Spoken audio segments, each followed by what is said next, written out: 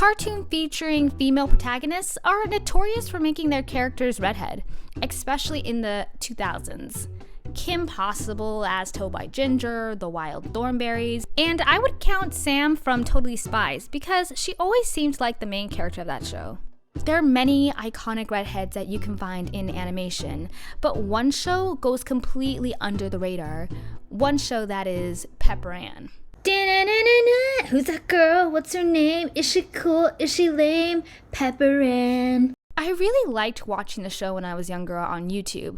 I even did cosplay on my Insta with one of the side characters voiced by the very voice legend Cree Summer. Side note, gospel singer Erica Campbell, the woman from Mary Mary, even commented, though I'm convinced it's one of her kids because they're a fan of the Onyx Kids brand. The show was created on September 13, 1997 by Sue Rose. It was one of the first Disney animation television series created by a woman.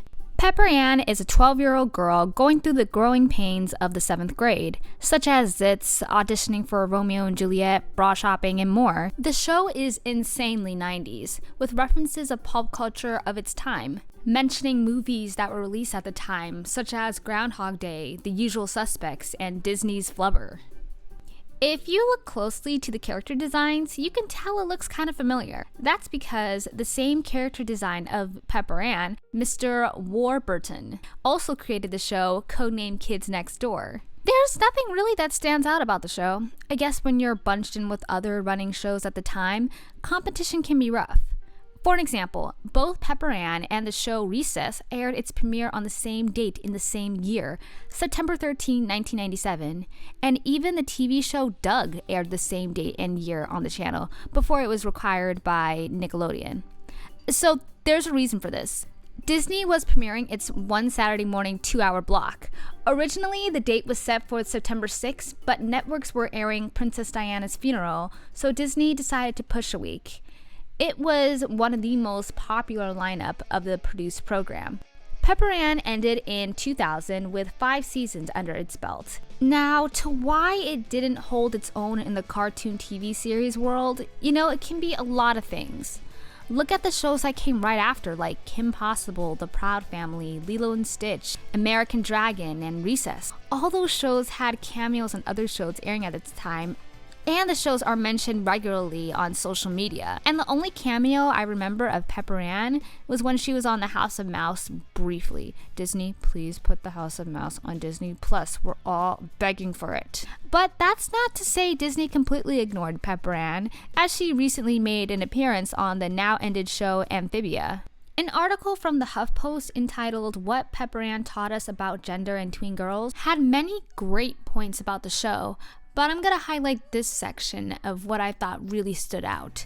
Quote, most cartoons in the 90s centered on male characters and were focused on male stories. And when there were female characters a la Garfield or the Teenage Mutant Ninja Turtles, these characters often went by the Smurfette principle, the trope of including women as tokens who exist solely to support the storylines of male leads, unquote. The term the Smurfette principle was coined by Katha Pollett in a 1991 article from the New York Times.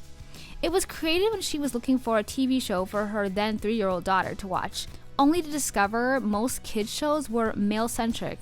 Remember, this is around 1991, before the big cartoon boom, or around the time. Before Pepper Ann, Daria was the only female protagonist in a cartoon in the 90s. Now, let's do a timeline.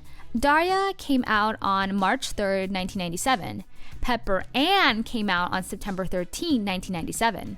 The Wild Thornberrys, which starred Eliza Thornberry, aired on September 1st, 1998.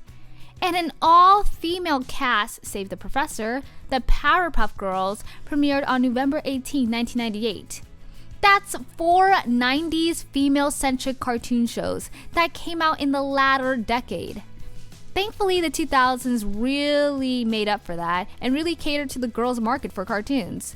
But if it wasn't for pioneers such as Pepper Ann, a normal girl living in a normal setting of adolescence, I don't know where we'd be. And don't get me wrong, there were other shows with other female-centric cartoons prior to the 90s, such as Josie and the Cats in the 60s and Gem and the Holograms in the 80s. But when the boom of cartoons really took off in the 90s, one might think, why wasn't there more female-centric characters developed on TV at the time? What do you guys think? Comment down below your favorite female-centric cartoon show, and let me see if you guys want me to be able to do a video about it. I'll see you guys next time. Bye!